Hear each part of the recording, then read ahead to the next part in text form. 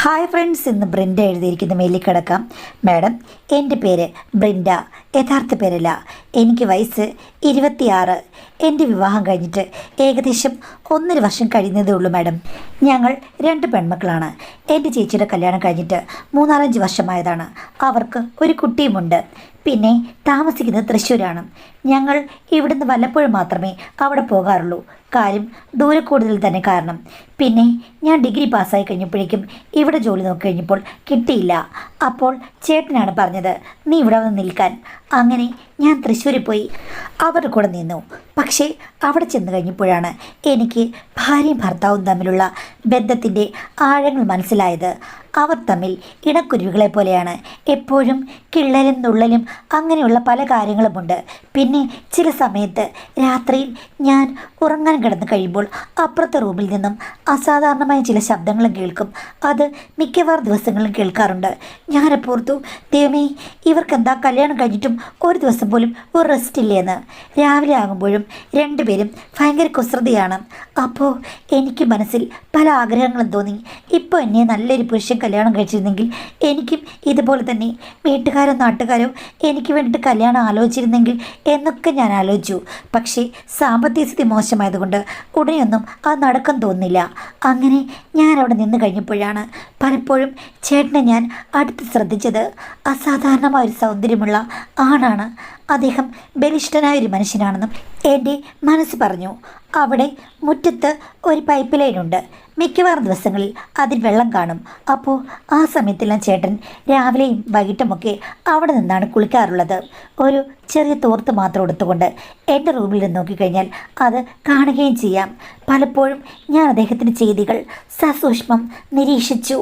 ആ സൂക്ഷ്മ നിരീക്ഷണത്തിൽ നിന്നും ചേച്ചിക്ക് എപ്പോഴും സൗഭാഗ്യം കൊടുക്കുന്ന പുരുഷൻ്റെ സ്നേഹം അന്ന് ഞാൻ തെളിഞ്ഞു കണ്ടു.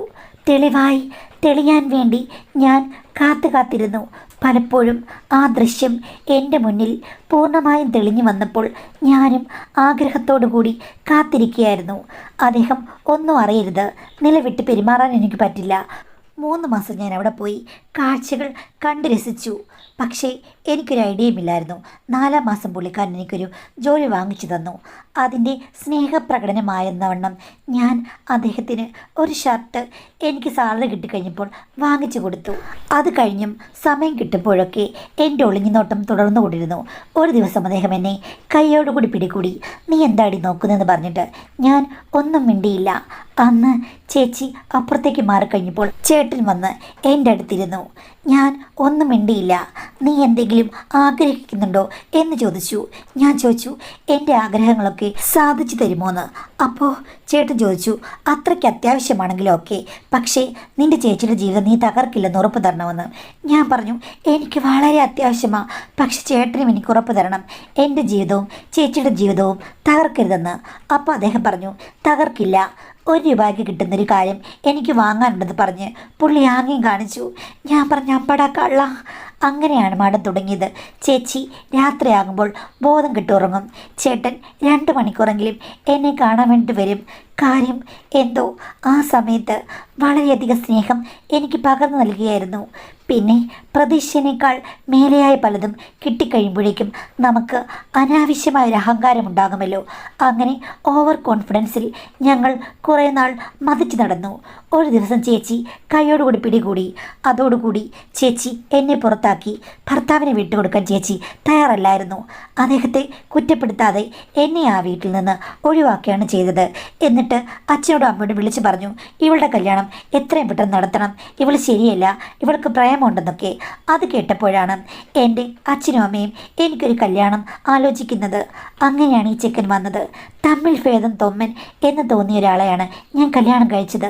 അത്യാവശ്യ സൗന്ദര്യമൊക്കെ ഉണ്ട് എന്ന് വെച്ചിട്ട് എൻ്റെ മനസ്സിൽ എൻ്റെ ചേച്ചിയുടെ ഭർത്താവിനെ പോലെ സുന്ദരനായ ഒരാൾ, അല്ലെങ്കിൽ അതിലും മികച്ചൊരു പുരുഷനായിരുന്നു. എൻ്റെ സൗന്ദര്യത്തിനും അംഗലാവണ്യത്തിനും ഇതിനേക്കാൾ നല്ലൊരു പുരുഷൻ വേണമെന്ന് ഞാൻ മോഹിച്ചതാണ്. പക്ഷേ ഇവിടെ ഇപ്പോൾ അഡ്ജസ്റ്റ് ചെയ്തേ മതിയാകും എന്നുള്ള സിറ്റുവേഷനാണ്. ചെക്കന് നല്ല ജോലിയുണ്ട്, ഒരു കമ്പനിയിലാണ്, എൻജിനീയറാണ്, അവർക്ക് കൺസ്ട്രക്ഷനൊക്കെയാണുള്ളത്, നല്ല വരുമാനം ഉണ്ടെന്നൊക്കെ എൻ്റെ അച്ഛൻ പറഞ്ഞു. അങ്ങനെ ഞാൻ കല്യാണത്തിന് സമ്മതിച്ചു. വലിയ പ്രതീക്ഷകളൊന്നുമില്ലാതെയാണ് ഞാൻ കല്യാണം കഴിച്ചത്. എന്നെ കെട്ടാൻ പോകുന്ന പുരുഷനെ ഞാൻ ആകെക്കൂടി കണ്ണുകൾ കൊണ്ട് സൂക്ഷ്മമായി ഒന്ന് അളന്നു. കിട്ടാനും പ്രതീക്ഷിക്കാനുമൊന്നും അധികമില്ലെന്ന് എനിക്ക് മനസ്സിലായി. പക്ഷേ ചെന്ന് കഴിഞ്ഞപ്പോൾ എനിക്ക് തോന്നി, ഞാൻ പ്രതീക്ഷിച്ചത് ഇത്രയും തെറ്റിപ്പോയി. കുഴപ്പമില്ല, ഇങ്ങനെയാണെങ്കിൽ ജീവിതം മുന്നോട്ട് കൊണ്ടുപോകാം എന്ന് വിചാരിച്ചു. അതുമാത്രമല്ല, എന്നോട് ഭയങ്കര സ്നേഹം. എല്ലാ ദിവസവും എന്നോട് സ്നേഹപ്രകടനങ്ങൾ കാഴ്ചവെക്കുന്നൊരു ഭർത്താവ്. പിന്നെ മറ്റു പെണ്ണുങ്ങളോട് സംസാരിക്കുകയോ അല്ലെങ്കിൽ ആരോടും അധികം സഹകരിക്കുകയോ കൂട്ടുകാരോ അങ്ങനെയൊക്കെയുള്ള കാര്യങ്ങൾ വളരെ വളരെ കുറവ്. ആത്മാർത്ഥതയുള്ള 3-4 പേരുണ്ട്. അത് കമ്പനിയിൽ തന്നെയാണുള്ളത്, അല്ലാതെ വേറെ ആരുമില്ല. സ്ത്രീകളുടെ നമ്പരോ അധികം ഫോൺ നമ്പരോ ഒന്നും ഫോണിലില്ല. അപ്പം ഞാൻ ഓർത്തു, എൻ്റെ ഭർത്താവ് കൊള്ളാം, എനിക്ക് വേണ്ടി മാത്രം പിറന്നവൻ. പിന്നെ അദ്ദേഹത്തെ സ്നേഹിച്ചല്ലേ പറ്റൂ. പിന്നെ ഇത്തിരി പ്രോബ്ലംസ് എനിക്കുണ്ട്. കാര്യം എൻ്റെ ചേട്ടനെ ഞാൻ അറിഞ്ഞ പോലെ ആരും അറിഞ്ഞിട്ടില്ലല്ലോ. ചേട്ടൻ 2 മണിക്കൂറുണ്ടെങ്കിൽ 2 മണിക്കൂറും മികച്ചു നിന്നിടത്ത് എൻ്റെ ഭർത്താവിനെ ആ രീതിയോട് താരതമ്യപ്പെടുത്താനേ പറ്റുകയില്ല. 20 മിനിറ്റ് എല്ലാം കൂടി എന്നുള്ള ഒരു വൃത്തത്തിലേക്ക് നമ്മൾ ഒതുങ്ങേണ്ടി വരും. സാരമില്ല, അതിലും സംതൃപ്തി കണ്ടെത്തുന്നവളാണല്ലോ യഥാർത്ഥ ഭാര്യ. അതുകൊണ്ട് ഭർത്താവിൻ്റെ എല്ലാ രീതികളുമായിട്ടും ഞാൻ വിലയം പ്രാപിച്ചു. പിന്നെ എന്തെങ്കിലും കുഴപ്പം അദ്ദേഹത്തിൻ്റെ ഭാഗത്തുണ്ടെങ്കിൽ ഞാൻ പറയും, നിങ്ങൾ യാത്ര തീർത്തു, പക്ഷെ ഞാൻ പുറപ്പെട്ടതേ ഉള്ളൂ. ഞാനും ഡെസ്റ്റിനേഷനിൽ എത്തിച്ചേരട്ടെ, എന്നിട്ട് നിങ്ങൾ വിശ്രമിച്ചാൽ മതി എന്ന് പറയും. അതുകൊണ്ട് ഭർത്താവിന് ഞാൻ പരീക്ഷണങ്ങൾ കൊടുത്തിരുന്നു. അതൊക്കെ അദ്ദേഹം വിജയിപ്പിച്ചെടുക്കുകയും ചെയ്തു. അതാണ് ഞങ്ങൾക്കിടയിലെ ദാമ്പത്യത്തിൻ്റെ രഹസ്യം. എന്ത് കാര്യങ്ങളും അങ്ങോട്ടും ഇങ്ങോട്ടുമൊക്കെ പറയാവുന്ന രീതിയിലാണ് പുള്ളിയുടെ മനസ്സെന്ന് എനിക്ക് മനസ്സിലായി. പുള്ളി എന്ത് രഹസ്യമുണ്ടെങ്കിലും എന്നോടൊന്ന് പറയും. ഞാനും രഹസ്യമാണെന്ന് പറഞ്ഞ് ഒരു രഹസ്യവുമല്ലാത്ത കാര്യങ്ങൾ പറയും. പണ്ട് നിനക്ക് പ്രേമമുണ്ടായിരുന്നോ എന്ന് ഇടയ്ക്കിടയ്ക്ക് ചോദിക്കും. ഞാൻ പറയും, പ്രേമവുമില്ല, മണ്ണാങ്കട്ടയുമില്ല. എല്ലാം ഇവിടെ വന്ന ശേഷമാണ് എൻ്റെ ജീവിതത്തിൽ കാണുന്നതും കേൾക്കുന്നതും അനുഭവിക്കുന്നതും. എൻ്റെ ഭർത്താവല്ലാതെ വേറെ ആരാ എനിക്കുള്ളത് എന്ന് പറഞ്ഞ് ഞാനൊന്ന് കൊഞ്ചിക്കുഴയും. ഭർത്താവിൻ്റെ മുന്നിൽ വെച്ച് അന്യപുരുഷന്മാരോട് ഞാൻ മിണ്ടുകയോ അല്ലെങ്കിൽ നോക്കുകയോ ഒന്നും ചെയ്യില്ല. ഭർത്താവ് പറയുകയാണ്, അതേ ഇങ്ങനെ കണ്ടാൽ നല്ല രസമില്ലേ, അല്ലെങ്കിൽ സ്റ്റൈലിൽ ചെക്കനാണെന്ന് പറയുമ്പോഴേക്കും ഞാൻ ആണോ ചേട്ടാ, ബാ നമുക്ക് പോകാം എന്ന് പറഞ്ഞ് രഹസ്യമായി ഞാൻ നിരീക്ഷിക്കും. പക്ഷെ ഭർത്താവിൻ്റെ മുന്നിൽ വെച്ച് ഭർത്താവ് പല സമയത്ത് ചൂണ്ടിക്കാണിച്ചിട്ടും ഞാനതിൽ താല്പര്യം കാണിച്ചിട്ടില്ല. കാര്യം, ഉള്ളിൻ്റെ ഉള്ളിൽ ഇത്തിരി ഇൻട്രവേർട്ടായ ഇങ്ങേർക്ക് എന്തെങ്കിലും സംശയമുണ്ടെങ്കിൽ ഞാനതിൽ തീക്കനൽ കോരിടരുതല്ലോ. അതുകൊണ്ട് ഞാൻ പുള്ളിയുടെ മാനസിക നില അറിഞ്ഞങ്ങ് പെരുമാറി. ഭർത്താവിൻ്റെ അനിയൻ വീട്ടിലാണ്, അവൻ പഠിക്കുകയാണ്, അതുകൊണ്ട് ആളുണ്ട്. അപ്പോൾ ഹസ്ബൻഡ് പറയും, നമുക്ക് ആഴ്ചയിൽ ഒരു ദിവസം എവിടേക്കെങ്കിലും പോകാമെന്ന്. ആദ്യം എനിക്കൊരു മടിയായിരുന്നു, പക്ഷെ പിന്നീട് അതൊരു ശീലമായി. ഇപ്പോൾ ഞങ്ങളൊരു സിനിമ കാണാൻ പോയല്ലേ, അപ്പോൾ ഹസ്ബൻഡ് പറയും, നമ്മളിന്ന് വീട്ടിലേക്ക് പോകുന്നില്ല. പിന്നെ നമ്മൾ എവിടെ പോകുന്നു ചോദിക്കുമ്പോൾ പറയും, ഇന്ന് നമ്മൾ ഇവിടെ ടൗണിൽ തന്നെ ഒരു മുറി എടുക്കുന്നു എന്ന്. ഞാൻ പറയും, വേണ്ട, അതിൻ്റെ ആവശ്യമില്ല, നമുക്ക് വീട്ടിൽ പോകാൻ ദൂരമല്ലേ ഉള്ളൂ, 10-12 കിലോമീറ്റർ. അപ്പോൾ പുള്ളി പറയും, ഒരു വെറൈറ്റി ഇരുന്നോട്ടെ എന്ന്. പുള്ളിക്കതൊക്കെ വലിയ ത്രില്ലാണ്.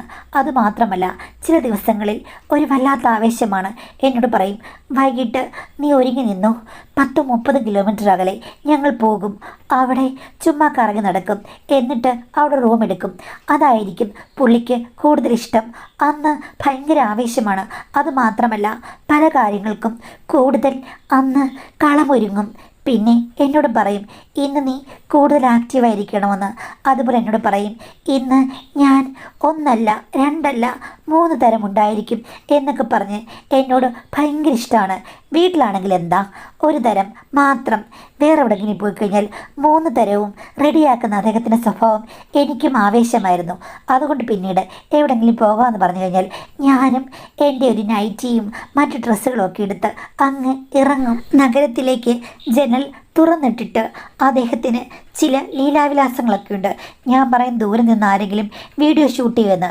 അപ്പോൾ പുള്ളി പറയും, അതിലൊന്നും വലിയ കാര്യമൊന്നുമില്ല, അതൊന്നും ചെയ്യില്ല, നീ അഡ്ജസ്റ്റ് ചെയ്ത് എപ്പോഴും എൻ്റെ കൂടെ കാണണമെന്ന് പറയും. അത്തരം ക്രേസിനെസ്സിനോടൊക്കെ എനിക്ക് ഭയങ്കര ഇഷ്ടം പിന്നീട് തോന്നി തുടങ്ങി. ആദ്യമൊക്കെ അയ്യേ ഇങ്ങേർക്കിത് എന്തിൻ്റെ കേടാ എന്ന് തോന്നുമെങ്കിലും വ്യത്യസ്തമായി എന്നെ സ്നേഹിക്കുന്ന പുരുഷനായി കഴിഞ്ഞപ്പോഴേക്കും പിന്നീട് എൻ്റെ ഭർത്താവാണ് ഏറ്റവും നല്ലതെന്ന് എനിക്ക് തോന്നി. ചേട്ടൻ്റെ ഗതകാല സ്മരണകൾ ഞാനങ്ങ് മറന്നുപോയി. ചേട്ടനും ചേച്ചി എന്താ നിന്നോടധികം സഹകരിക്കാത്തതെന്ന് എൻ്റെ ഭർത്താവ് ചോദിക്കാറുണ്ട്.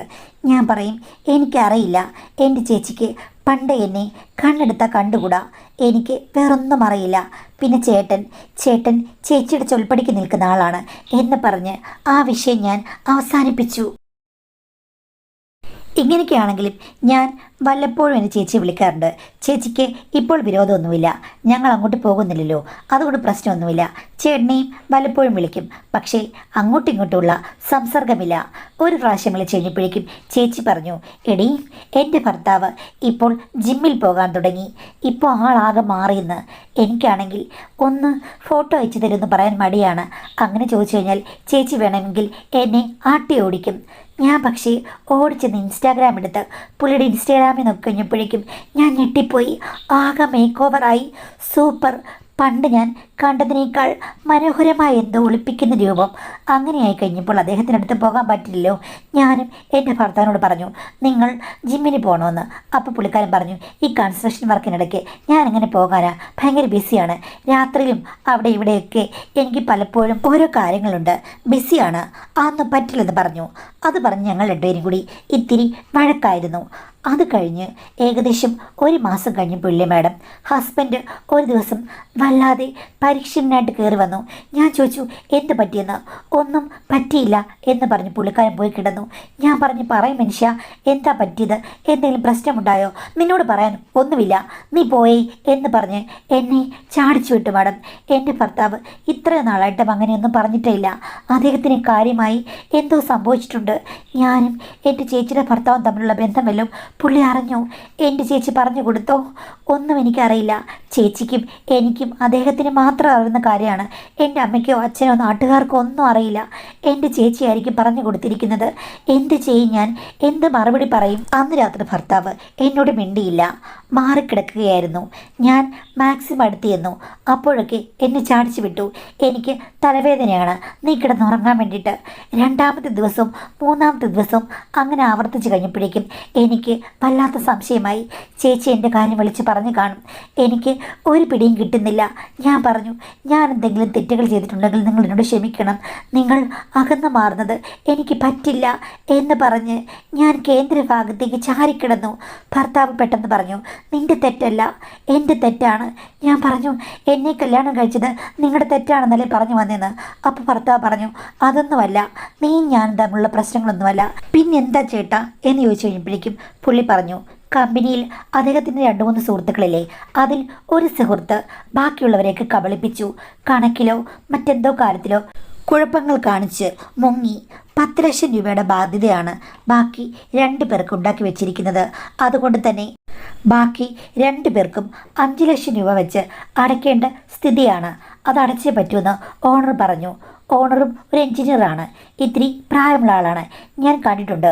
അങ്ങനെ ഒരു സ്ട്രിക്റ്റ് സ്വഭാവക്കാരനാണ്. അതാണ് ഭർത്താവിനിപ്പോൾ വലിയ പ്രശ്നമായിരിക്കുന്നത്. മറ്റേ സുഹൃത്ത് പെട്ടെന്ന് തന്നെ ആ പണം തിരിച്ചടച്ചു. കാര്യം അവന് വേറെന്തൊക്കെയോ സോഴ്സുകൾ ഉണ്ടായിരുന്നു. എൻ്റെ ഭർത്താവിന് അതില്ല. 5 ലക്ഷം ഉണ്ടാക്കാൻ വളരെ ബുദ്ധിമുട്ടാണ്. അവിടുത്തെ ഓണറെ കണ്ട് പറഞ്ഞു കഴിഞ്ഞപ്പോഴേക്കും അങ്ങേരെ എന്തൊക്കെയോ ഷൗട്ട് ചെയ്തു. പറ്റില്ലെങ്കിൽ നിന്റെ സുന്ദരിയായ ഭാര്യ ഉണ്ടല്ലോ, അവളെ ഞാൻ കണ്ടതാണല്ലോ എന്നയാൾ പറഞ്ഞ് അപമാനിച്ച് വിട്ടത്രേ. അത് കേട്ടപ്പോൾ എൻ്റെ ഭർത്താവ് വല്ലാതെ തളർന്നു. അദ്ദേഹത്തിന് ഞാനല്ലാതെ വേറൊരു പെൺമണി പോലും മനസ്സിലില്ലല്ലോ. എന്നെയും കൂടി ചേർത്ത് പറഞ്ഞപ്പോഴേക്കും പുള്ളി ആകെ സ്പൈ. 5 ലക്ഷം രൂപ എവിടെന്നെങ്കിലും ഉണ്ടാക്കി കൊടുക്കാമെന്ന് വെച്ചാൽ തന്നെ അദ്ദേഹം അപമാനിച്ചല്ലോ എന്നോർക്കുമ്പോഴേക്കും വല്ലാത്ത ഒരു നിരാശ. പ്രശ്നം, അഭിമാനക്ഷതം. പിന്നെ കൂടെ നിന്ന് കൂട്ടുകാരൻ ചതിച്ചു. അധികം കൂട്ടൊന്നുമില്ല, എന്നിട്ട് അങ്ങനെ കാണിച്ചില്ലേ? അല്ല, ഇതൊക്കെ പോട്ടെ, 5 ലക്ഷം കൊടുത്ത നിങ്ങളുടെ മറ്റേ കൂട്ടുകാരന് ഭാര്യയില്ലേ എന്ന് ചോദിച്ചു. അപ്പോൾ എന്നെ പറഞ്ഞല്ലോ, എന്തുകൊണ്ട് അയാളുടെ ഭാര്യയെ പറഞ്ഞില്ല എന്നറിഞ്ഞതിലാണ് ചോദിച്ചത്. അപ്പോൾ ഹസ്ബൻഡ് പറഞ്ഞു, ഒന്ന് പോടി, അവൻ്റെ ഭാര്യയൊന്നും കണ്ടു കഴിഞ്ഞാൽ ഒരു കാശിനും കൊള്ളില്ല. അങ്ങേര് നല്ല സുന്ദരികളെ മാത്രം നോട്ടമിടൂ. എടി, ആ കൂടെ നിന്നെ 3-4 വട്ടമല്ലല്ലോ അങ്ങേര് കണ്ടിട്ടുള്ളത്. അങ്ങയുടെ മനസ്സിൽ ഇങ്ങനെയുണ്ടെന്ന് എനിക്കറിയില്ലായിരുന്നു. ഇപ്പം നോക്കിക്കേ, പുറത്തു വന്നത് അങ്ങേര് നിന്നെ നോട്ടമിട്ടിട്ടുണ്ട്. ഞാൻ പറഞ്ഞു, മനുഷ്യ, ഇങ്ങനെ വലിയൊരു പ്രശ്നം ഉണ്ടായി കഴിയുമ്പോഴേക്കും പണം നഷ്ടപ്പെട്ട് കഴിഞ്ഞാൽ ആരായാലും ഇങ്ങനെയൊക്കെ പ്രതികരിക്കും. വേണമെങ്കിൽ വീട്ടിലിരിക്കുന്ന ആൾക്കാർ വരെ പറയും. അതൊക്കെ നാട്ടുനടപ്പാണ്. നിങ്ങളത് കേട്ടിട്ട് വലിയ പ്രശ്നമൊന്നും ഉണ്ടാക്കണ്ട. കുറച്ച് കഴിയുമ്പോൾ അദ്ദേഹം തണുക്കും. പണത്തിന് ഒരു സാവകാശം ചോദിക്കാം, വീട്ടിലോ മറ്റോ ചോദിച്ച് കുറച്ച് അറേഞ്ച് ചെയ്യാം. പിന്നെ ബാക്കിയെല്ലാം കൂടെ വെച്ച് നമുക്ക് പതുക്കെ കൊടുത്തു തീർക്കാം. വിഷമിക്കണ്ട, എന്ത് കാര്യമുണ്ടെങ്കിലും നിങ്ങൾ എന്നോട് തുറന്നു പറയുന്നതല്ലേ, എന്താ ഇത് പറയാഞ്ഞത്? അത് പിന്നെ നിന്നെ കൂടെ ചേർത്ത് പറഞ്ഞു കഴിഞ്ഞപ്പോഴാണ് ഞാൻ മിണ്ടാതിരുന്നത്. ആകടെ സ്പായി പോയി മോളെ എന്ന് പറഞ്ഞു. അത് കേട്ട് പുള്ളിക്ക് ഒട്ടൊക്കെ സമാധാനമായി. എന്നാലും അങ്ങേര് നിന്നെ നോട്ട വിട്ടല്ലോ എന്നോർക്കുമ്പോഴാണ് എനിക്ക് വല്ലാത്ത അസ്വസ്ഥത. ഞാൻ പറയാവുന്ന കാര്യമാക്കേണ്ട കാര്യമില്ല. പിന്നെ ഞാൻ അങ്ങോട്ട് ചെന്ന് കഴിഞ്ഞാൽ ഈ 5 ലക്ഷം രൂപ മുഴുവൻ അങ്ങേരെ എഴുതിത്തള്ളോ? അങ്ങനെയാണോ അങ്ങേര് പറഞ്ഞത് എന്ന് ചോദിച്ചു. അപ്പോൾ ഹസ്ബൻഡ് പറഞ്ഞു, അങ്ങനെയല്ലേ പറഞ്ഞത്. ആഹാ, പിന്നെന്തിനാ അങ്ങേര് പറഞ്ഞത്? ആ, അങ്ങനെയാണെങ്കിൽ ഓക്കെ, ഞാൻ പോകാൻ റെഡിയാണ്. 5 ലക്ഷം രൂപ അങ്ങനെ എഴുതിത്തള്ളോ എന്ന് ചോദിക്കുക. എടി, അങ്ങേരെങ്ങനെ പറഞ്ഞെന്ന് പറഞ്ഞ് നീ എന്താ പറഞ്ഞത്? അല്ല പിന്നെ നമുക്ക് എന്തായാലും ഇനിയിപ്പോൾ ഒത്തിരി കടമൊക്കെ വാങ്ങിച്ചിട്ട് ഒത്തിരി പ്രശ്നങ്ങളിൽ കൂടി വേണം ഈ 5 ലക്ഷം രൂപ ഉണ്ടാക്കാൻ. ഇനിയിപ്പോൾ ഞാനങ്ങ് ചെന്ന് കഴിഞ്ഞാൽ ഈ 5 ലക്ഷത്തിന് ഇങ്ങടെ ആകുമോ എന്ന് ഒന്ന് ചോദിച്ചു നോക്കൂ എന്ന് പറഞ്ഞു. അപ്പോൾ ഹസ്ബൻഡിനോട് ചോദിച്ചു, സീരിയസ് ആയിട്ട് പറയുകയാണെന്ന്. ഞാൻ പറഞ്ഞ തമാശയായിട്ട് പറഞ്ഞതാണ്. അല്ല, ശരിക്കും അങ്ങനെ ഡീൽ വെക്കുവാണെങ്കിൽ ഞാൻ അവിടെ പോയി ഒന്ന് നൃത്തം വെച്ച് കഴിഞ്ഞാൽ ചേട്ടന് വല്ല പ്രശ്നമുണ്ടോ? 5 ലക്ഷം രൂപ നമ്മുടെ കയ്യിലിരിക്കില്ലേ? 5 ലക്ഷം രൂപ ഉണ്ടാക്കാൻ എന്ത് പാടാ? അപ്പോൾ ഹസ്ബൻഡ് എന്നെ പിടിച്ചുലച്ചിട്ട് ചോദിച്ചു, അല്ല സത്യമായി നീ ഇത് തമാശയ്ക്ക് പറയുന്നതാണോ അതോ യഥാർത്ഥി പറയുന്നതാണോ? അല്ല, ഇങ്ങനെ യഥാർത്ഥമായൊരു വശവുമില്ലേ? നമ്മൾ രണ്ടുപേരും കണ്ണടച്ച് കഴിഞ്ഞാൽ ഇത്ര വലിയ ടെൻഷനൊന്നും അടിക്കേണ്ട കാര്യമില്ലല്ലോ. പിന്നെ അങ്ങേരെ ഇത്തിരി പ്രായമുള്ള ഒരാളുമല്ലേ. നിങ്ങൾക്ക് അങ്ങനെയൊക്കെ ഒരു മനസ്സുണ്ടെങ്കിൽ ഞാൻ റെഡിയായിരുന്നു. എൻ്റെ ഭർത്താവിനൊരു പ്രശ്നം വന്നു കഴിഞ്ഞ് കഴിഞ്ഞാൽ ഞാൻ അഡ്ജസ്റ്റ് ചെയ്യണ്ടേ? ഈ 5 ലക്ഷം രൂപയാണോ അതോ ഇതാണോ നിങ്ങൾക്ക് പ്രശ്നമെന്ന് നിങ്ങളൊന്ന് ആലോചിച്ച് നോക്കൂ. പിന്നെ നിങ്ങൾക്ക് എന്നെ ഇഷ്ടമാണ് ണെങ്കിൽ നിങ്ങളുടെ എന്ത് പ്രശ്നത്തിനും ഞാൻ കൂട്ടുനിൽക്കും ചേട്ടാ. ഒന്നുകൊണ്ട് വിഷമിക്കണ്ട, നമുക്കിത് പരിഹരിക്കാം. എന്തായാലും നമ്മൾ ഒന്നിച്ച് നിൽക്കും എന്ന് പറഞ്ഞ് അസന്നിഗ്ധമായി ഞാൻ ചാഞ്ഞു. 2-3 ദിവസത്തേക്ക് പിന്നെ ഭർത്താവ് ഭയങ്കര ചിന്തയിലായിരുന്നു. അദ്ദേഹം ആലോചിക്കുകയായിരിക്കും. പിന്നെ ഞാൻ പറഞ്ഞപ്പോൾ പുള്ളി ഞെട്ടിക്കാണും. എൻ്റെ മനസ്സിൽ വലിയ ശീലാവധി മെൻറ്റാലിറ്റി ഒന്നുമില്ല. എല്ലാവരും അഡ്ജസ്റ്റ്മെൻ്റാണ് എൻ്റെ ജീവിതം. പിന്നെ ഈ ഒരു പ്രശ്നം വന്നപ്പോൾ മാത്രം അത് പുറത്തു വന്നേ ഉള്ളൂ. ഭർത്താവ് അത് തെറ്റായിട്ട് ഈ സമയത്ത് എടുക്കില്ല. അതുകൊണ്ട് ഞാൻ പിന്നെ അങ്ങോട്ട് കയറി ഒന്നും ചോദിക്കാൻ പോയില്ല.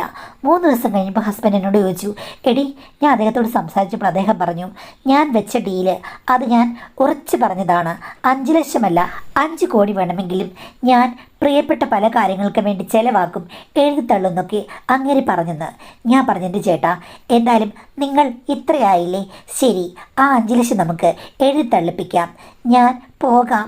എനിക്ക് നടനമാടാൻ ഒരു പ്രശ്നവുമില്ല, കിളവനല്ലേ, ഒരു പ്രശ്നമില്ല ഏട്ടാ എന്ന് പറഞ്ഞപ്പോഴേക്ക് ഹസ്ബൻഡ്, ശരിയാടി, അങ്ങനെ അടുത്ത് പോയി കഴിഞ്ഞാൽ ഇത്ര അല്ലേ ഉള്ളൂ.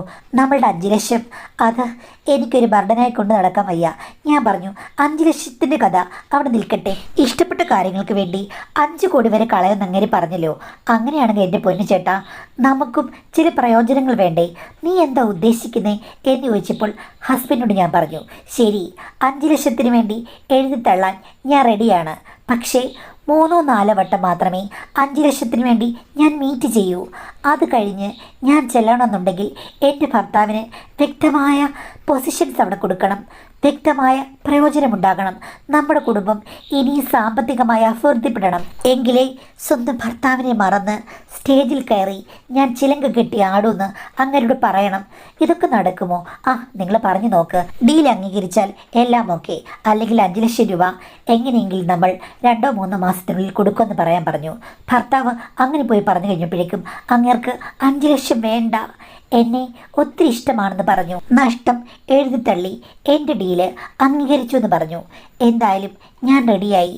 ഭർത്താവ് ആ സമയത്ത് എന്നെ സപ്പോർട്ട് ചെയ്തു. ഒരു പ്രശ്നവുമില്ല മോളെ, അങ്ങേരെ നിനക്ക് മാനേജ് ചെയ്യാൻ 2 മിനിറ്റ് പോലും വേണ്ടെന്ന് പറഞ്ഞു. ഞാൻ പറഞ്ഞു, കുറച്ച് സമയം കഴിഞ്ഞ് ഞാൻ വരികയുള്ളൂ, അത് നിങ്ങൾ ശ്രദ്ധിക്കേണ്ടെന്ന് പറഞ്ഞു. ഭർത്താവ് എന്നെ കൊണ്ടുവിട്ടിട്ട് പോയി. ഞാനും ഭർത്താവ് പറഞ്ഞതുപോലെ മനസ്സിൽ ഒന്ന് ചിന്തിച്ചു, ഓ ഇതൊക്കെ ഈസി ആകുമെന്ന്. പക്ഷേ ഒട്ടും ഈസി ആയിരുന്നില്ല. ഇത്തിരി പ്രായം കൂടിയവരെ കിളവന്മാർ എന്ന് വിളിച്ച് അവരെ അണ്ടർ എസ്റ്റിമേറ്റ് ചെയ്തത് എനിക്ക് വളരെ പാകപ്പിഴയായിപ്പോയി. അന്ന് മുന്നും പിന്നും നിറഞ്ഞു നിന്നപ്പോൾ എനിക്കൊരു കാര്യം മനസ്സിലായി. എൻ്റെ ഭർത്താവ് 3-ാം സ്ഥാനം, എൻ്റെ ചേച്ചിയുടെ ഭർത്താവ് 2-ാം സ്ഥാനം, 1-ാം സ്ഥാനം ഞാൻ എൻ്റെ എൻജിനീയർക്ക് മാത്രമേ കൊടുക്കൂന്ന് മനസ്സിലായി. ഇത്തിരി ബുദ്ധിമുട്ടുണ്ടെങ്കിലും ബുദ്ധിമുട്ട് കഴിഞ്ഞാൽ കിട്ടുന്ന വലിയ വലിയ സൗഭാഗ്യങ്ങളും രസങ്ങളും എന്നെ വല്ലാതെ മാറ്റിമറിച്ചു. ആദ്യത്തെ 3 കൂടിക്കാഴ്ചയോടുകൂടി അദ്ദേഹം പറഞ്ഞു, നിന്റെ 5 ലക്ഷം എഴുതി തള്ളിയിരിക്കുന്നു. അടുത്ത കൂടിക്കാഴ്ചയ്ക്ക് നിനക്ക് വേണ്ടി ഞാനൊരു സമ്മാനം തരുന്നുവെന്ന് പറഞ്ഞ് 3 പവൻ്റെ മാലയാണ് തന്നത്. ചുരുക്കം പറഞ്ഞാൽ പിന്നീട് ഞങ്ങളുടെ വീട് പുതുക്കി പണിതു. ഞങ്ങൾക്ക് ധാരാളം ബാങ്ക് ബാലൻസും ഉണ്ടായി. എല്ലാം അദ്ദേഹത്തിൻ്റെ കരുണാർദ്ദമായ കരവിരുതുകൾ മൂലമായിരുന്നു. എനിക്കും ഒത്തിരി സന്തോഷം തേരിലേറി തുള്ളുകയായിരുന്നു ഞാൻ. ഭർത്താവിന് എന്നോട് ഒരു വിരോധവും ഉണ്ടായിരുന്നില്ല. നല്ല സ്നേഹക്കൂടുതൽ തന്നെ. ഞങ്ങൾ തമ്മിലുള്ള സ്നേഹത്തിന് ഒരു കോട്ടവും തട്ടിയിരുന്നില്ല. ഞാൻ ഭർത്താവിനോട് പറഞ്ഞു, നിങ്ങളുടെ മുതലാളി അദ്ദേഹം എപ്പോഴും പ്രൊട്ടക്ഷൻ നോക്കുന്നവനാണ്, എല്ലാം സേഫാണ് എന്നാണ് പറഞ്ഞത്. അത് ഭർത്താവ് പൂർണ്ണമായി വിശ്വസിച്ചു. പക്ഷേ അങ്ങനൊരു സ്വഭാവമേ ഇല്ലായിരുന്നുള്ളത് എനിക്ക് മാത്രമല്ലേ അറിയൂ. ഇതിനിടയ്ക്ക് ഇപ്പോൾ എനിക്ക് വിശേഷമായി. എല്ലാവരും സന്തോഷിച്ചുകൊണ്ടിരിക്കുകയാണ്. പക്ഷേ എനിക്കൊന്നുറപ്പാണ്, ഇത്രയും കാലമായിട്ടും എൻ്റെ ഹസ്ബൻഡും ഞാനും ആക്റ്റീവായി ഒന്നിച്ചു കഴിഞ്ഞു. എന്നിട്ടൊന്നും ഒരു മിറക്കിൾ സംഭവിച്ചില്ല. എൻ്റെ മനസ്സ് പറഞ്ഞത് ഇതിന് കാരണക്കാരനായുള്ളത് എൻ്റെ ഭർത്താവല്ലെന്നാണ്. പക്ഷേ സംശയത്തിൻ്റെ ആനുകൂല്യം ആർക്കും കൊടുക്കാമല്ലോ മാഡം. അങ്ങനൊരു സിറ്റുവേഷനിലാണ്. പിന്നെ ഇത്തരം ധാരാളം സംഭവങ്ങൾ ഞാൻ നേരത്തെ കേട്ടിട്ടുള്ളത് കൊണ്ട് എനിക്കിപ്പോൾ ജീവിക്കാനുള്ള നല്ല ധൈര്യമുണ്ട്. ഭർത്താവിൻ്റെ വീട്ടുകാരും എൻ്റെ വീട്ടുകാരും സപ്പോർട്ടാണ്. ഇനിയിപ്പോൾ ബാക്കി നോക്കിയിട്ടൊന്നും കാര്യമില്ല. അദ്ദേഹവും നല്ല സുന്ദരനാണ് കാണാൻ. പ്രായമാണെങ്കിലും ചെറുപ്പകാലത്ത് അതീവ സുന്ദരനായിരുന്നു. അതുകൊണ്ട് തന്നെ പ്രത്യേകിച്ച് പ്രശ്നങ്ങളൊന്നും ഉണ്ടാകാൻ സാധ്യതയില്ലെന്നാണ് എൻ്റെ വിലയിരുത്തൽ. അല്ലെങ്കിലും ഇനിയിപ്പോൾ എന്തെങ്കിലും പ്രശ്നം ഉണ്ടായാൽ തന്നെ ഹസ്ബൻഡ് എൻ്റെ കൂടെ ഉണ്ടല്ലോ. അദ്ദേഹം ഇത് ആരോടും പറയില്ല, അക്സെപ്റ്റ് ചെയ്ത് പോകും തോന്നുന്നു. ഇനി അതല്ല, അതിന് വിരുദ്ധമായി സംഭവിച്ചാൽ ഭർത്താവിനെ ഉപേക്ഷിച്ച് കഴിഞ്ഞാൽ എനിക്ക് പ്രശ്നമൊന്നുമില്ല. എനിക്കുണ്ടായ കുട്ടിയെ നോക്കി ഞാൻ ജീവിക്കും. ഞാനിത് മുതലാളിയുമായി ചർച്ച ചെയ്ത് കഴിഞ്ഞപ്പോഴേക്ക് അദ്ദേഹം പറഞ്ഞു, അതിന് വേണ്ട തുക ഞാൻ നിനക്ക് നിക്ഷേപിച്ചേക്കാമെന്ന്. അങ്ങനെ അത് നിക്ഷേപിച്ചിട്ടുണ്ട്. എൻ്റെ ജീവിതം നല്ല രീതിയിൽ പോയാൽ ഞാൻ അങ്ങനെ സ്വീകരിക്കും. അല്ല, ഭർത്താവ് എന്തെങ്കിലും പ്രശ്നം ഭാവിയിൽ ഉണ്ടാക്കുകയാണെങ്കിൽ ഞാൻ സ്വതന്ത്രയായി എൻ്റെ കുട്ടിയെ വളർത്തി ജീവിക്കും. അത്രയേ ഉള്ളൂ മാഡം. എന്തുകൊണ്ട് ഞാനത് പറഞ്ഞു എന്ന് പറഞ്ഞു കഴിഞ്ഞാൽ, ഞാൻ ചെയ്ത് തെറ്റാണെന്ന് മാഡം പറയുമെങ്കിലും ചെയ്ത തെറ്റിലും നമുക്ക് ഒരു ക്ലാരിറ്റി ഉണ്ടെങ്കിൽ, ഭാവിയെപ്പറ്റി എപ്പോഴും ചിന്തിച്ചാണ് മുന്നോട്ട് പോകുന്നെങ്കിൽ അതിൽ വിഷമിക്കേണ്ട കാര്യമില്ലെന്ന് മാഡം പറയുമല്ലോ. അങ്ങനൊരു അവസ്ഥയിലാണ് ഞാൻ. മാഡത്തിൻ്റെ പല കത്തുകളുടെ മറുപടി കേട്ടിട്ടുണ്ട് ഞാൻ. എൻ്റെ സിറ്റുവേഷൻ വന്നു കഴിഞ്ഞപ്പോൾ ഞാനിപ്പോൾ ധൈര്യവതിയാണ്. തെറ്റാണെങ്കിലും ഞാൻ എൻ്റെ കാര്യങ്ങൾ ഡീൽ ചെയ്യും മാഡം. താങ്ക് യു മാഡം എന്നാണ് പറഞ്ഞിരിക്കുന്നത്. അപ്പോൾ ഈ കഥയിലെ തരികടയെ ഞാൻ ഒരിക്കലും ന്യായീകരിക്കുന്നില്ല. പക്ഷെ ഞാൻ പലപ്പോഴും പറയാറുണ്ട്, കാര്യം ഒരു സിറ്റുവേഷൻ വന്നു കഴിഞ്ഞാൽ അത് പണ്ടത്തെ കാര്യം ഓർത്തിരുന്നിട്ട് കാര്യമില്ല. ഇനി എന്താ, എങ്ങനെ മാനേജ് ചെയ്യാം എന്നുള്ളത് മാത്രമാണ് നമ്മൾ ആലോചിക്കേണ്ടത്. അങ്ങനെ നോക്കുമ്പോൾ ഇപ്പോൾ നമ്മുടെ വീഡിയോ കേട്ടിട്ടാണോ, സ്വയം തീരുമാനം എടുത്തിട്ടാണോ, അല്ലെങ്കിൽ അവർ ആ ചെയ്ത കാര്യത്തെ ഫേസ് ചെയ്യാൻ തയ്യാറാകുന്നത് നമുക്ക് അഭിനന്ദിക്കുക എന്നുള്ളതല്ലാതെ ഇതാർക്കും മാതൃകയല്ല. ഇതൊന്നും ആരും അനുകരിക്കാൻ പാടില്ല. ഇങ്ങനെയുള്ള പല ഉടായ്പകൾക്കും ഭാര്യയും ഭർത്താവും ഒക്കെ കൂട്ടി നിൽക്കാറുണ്ട്. കാര്യം പണമാണല്ലോ ലക്ഷ്യം. ന്യായീകരിക്കാൻ പറ്റില്ലെങ്കിലും കാര്യങ്ങൾ ഓരോരുത്തരും മാനേജ് ചെയ്യുന്നത് ഓരോ വിധത്തിലാണ് എന്നുള്ളത് ഈ കഥയിൽ കൂടി നമുക്ക് മനസ്സിലാക്കാം. നമ്മളാണെങ്കിലും പറയാൻ പറ്റില്ല. ഇപ്പം നമ്മളത്ര ഉപദേശം കൊടുത്തെന്ന് പറഞ്ഞാലും നമ്മളും ചിലപ്പോൾ നല്ലവരല്ലാത്ത സിറ്റുവേഷൻസ് വന്നേക്കാം. പറയാൻ പറ്റില്ല ആർക്കും ഒന്നും. അങ്ങനെ ഞാനങ്ങ് നല്ലവളായിട്ട് നിൽക്കുകയും നല്ലവനായിട്ട് നിൽക്കുകയെന്ന് ആർക്കും പറയാൻ പറ്റില്ല.